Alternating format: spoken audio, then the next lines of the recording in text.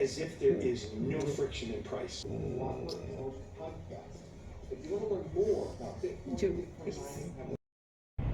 Why cold approach is so difficult and why there is such a turnover with guys that get into it. They fail, they quit, and in reality there's not too many guys that actually do cold approach. There's guys that try it for a short period of time, they get into it, they put in a bit of effort, and they quit.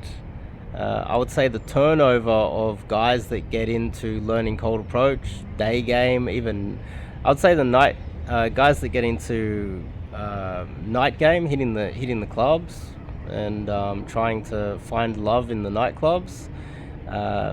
That has a higher retention rate, I would say, because those guys, they can compensate with alcohol and drugs, and there's other reasons to keep them doing it, regardless of what their success rate is. Obviously, the highest success rate is swiping right on dating apps, because anybody can do that. But cold approach during the daytime, or just cold approach in general, it is complicated. And the most common thing that I hear from guys is, I just need to approach more and I will figure it out. Sure, you might get lucky, sure, but this cold approach is far more complicated and far more difficult than you could ever imagine. There's guys that have been doing it for many years just to get to an intermediate level, and there's a lot of guys that have been doing it. They've done a lot of training and coaching, but they've ran down the wrong rabbit hole of different strategies, and they've never got the success that they desired, because they were doing the wrong thing over time and they didn't learn from their mistakes. They didn't have the right people around them. It's quite common, but keep in mind, there is a caveat here, is that if you just think, oh, I'll just do more approaches and I'll get success, well, then what you're technically doing is you're probably more attractive than the girls that you are meeting. Sorry, I got hair in my mouth.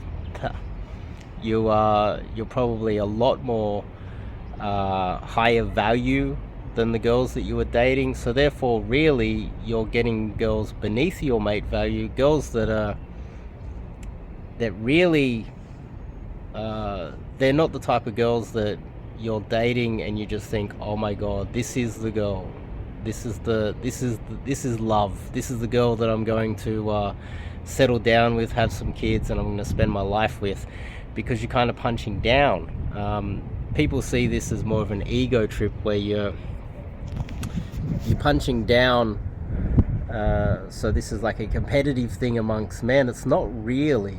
The goal is for you to get a girl that is out of your league, that is, either out of that 6-year age range. She's like a decade younger than you. She's like more attractive than you, so that you will want to marry her. Keep in mind, men are the ones that decide on long-term relationships, not women. Women gatekeep sex in the early stages and who they date in the early stages, and we're the ones that decide who we're going to marry and settle down with and get serious with. And so if you're punching down and getting girls that, well, any fool can get just by approaching because they're beneath you, they're not exactly the type of girl that has that wow factor for you based on where you're at. Cold approach gives you access to the wow factor girls that are way out of your league. They're over a decade younger than you, they're more attractive than you, they're sometimes smarter and more socially aware than you. The type of girl that you just start dating and you just think, wow, I have never met a girl like this before. She's awesome. I'm going to work really hard on building a relationship with her. And if I get a chance, I'm going to lock her in on a long-term relationship. And this is also part of the aspect of why... Aspect? part of the reason why a lot of people get the whole idea about cold approach and dating wrong is they think that we're out here just banging lots of one night stands. We're not. We're looking for legitimate love. We're looking for the one. We're looking for a girl so out of our league, not so that we can compete with other men like all those losers in the group chats. We're getting a girl that's out of our league so that she has that wow factor. So we wake up in the morning next to her and go, wow, I'm so lucky to have her. I'm going to lock her in. I'm going to build something with this one. This is the one. But if you're punching down, this is the Tuesday night one night stand girl that you're not going to build anything serious with, then, well, you're going to be trapped in the Tuesday night one night stand with the girl that is beneath your mate value, and you'll probably be struggling forever. So ultimately, getting the hottest possible girl and the highest value girl that you possibly can as soon as possible and locking her in is better for everybody involved and society. So think about it from that point of view. Cold approach, it's not just about doing more approaches. It isn't. It's not a numbers game either. There's strategies involved. It's complex. You can't just ask me, what's your opener, Dave? You know how many times I hear that? Come do some coaching. It is far more complex than what is the opener. It's how are you positioned? How are you approaching? Where are you approaching her? What about your timing? Are you coming off awkward? What about your body language? What is your strategy when you approach her? Like, even just down to the smallest aspect of it, like are you getting her Instagram or her phone number? Are you messaging her on WhatsApp? Are you using an app? Just minor things. What is the first text message that you are sending her, and what is the time between approach, getting her contact information, and sending that first text message, and what is it that you send, and what is your strategy for the first date, and when should you line up the first date? All of these things are quite complex, and people don't fully realize that. So the point I'm trying to make is that the reason why there's such a high turnover with guys that get into cold approach is because they think that they can figure it out. They have, basically there's a few different things that they constantly say. One is, I just need some wings because, well, I can't approach by myself. I need a buddy to hold my hand, which is kind of it. Second one is, I'll figure it out myself. I just need to approach more. So it's basically the same thing. I just need to put myself in front of girls and then magic will happen. It's like me saying, look, just put me in front of the exam for the PhD. I'll write my thesis on the first attempt and you can give me a PhD. It is not that easy. There's a reason why there are coaches out there, and there's a reason why there's guys double your age that are shorter, uglier, less attractive than you, disabled, poor, living in squalid conditions and still getting better girls than you. It's because they have a PhD in this stuff, like myself. I just wanted to make that point because, not in a bad way, I just think that too many guys think that they can figure it out by themselves, and I think the churn rate is high enough. It's enough evidence that you can't just figure it out yourself. I don't think you can figure it out yourself. Don't get me wrong, there are guys that can, and there are guys that have. Myself and a bunch of my wings have, and they've been very successful, but the shortcut is to get some form of coaching. That means you're gonna have to outlay some money, and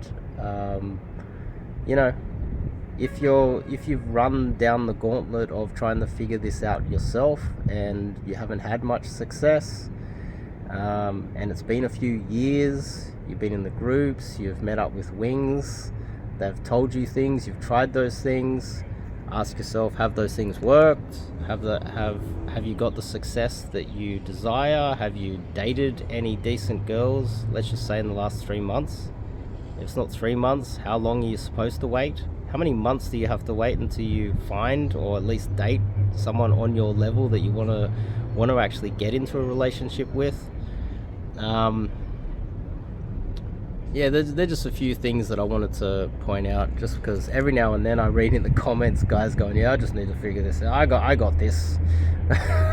you read in the comments of these YouTube videos, there's a whole bunch of guys with their male egos giving advice. It's like, there's not a lot of guys in the comments asking questions and being humble. There's a lot of guys in the comments telling you how it is from their point of view. They got it. They know what's what. And majority of them don't, you know. It's not actually that easy to learn cold approach. So, and dating is far more complex than you might think. And ultimately, what are you trying to do? Find a girl that every time you are around her, you just feel lucky to be with her. The type of girl that you're not like, you don't walk down to the shops or go out to a restaurant with her and you see another girl that is beautiful and you just think, oh, I wish I was with that one. Or you go out in public and you just think, oh, I hope my friends don't see me with her. And all of us have felt that at some time in our lives, and you just don't have those the options at the moment, and that's why you are with the girl that you are with. Oh, she's older than you, or she's, you know, you're kind of embarrassed to be around her. So think about from that point of view. It would be much better if you found a girl that you were proud to be around, and that you would be extremely disappointed if you lost her, and one that you want to build your life around.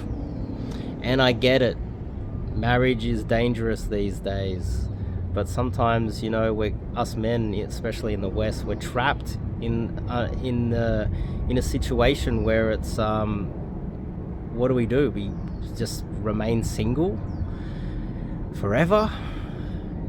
Yeah, it's a difficult situation, but that discussion is for another video. I'm just talking about trying to find the highest quality mate that you can, so that you can at least plan ahead. I'll see you guys in the next video.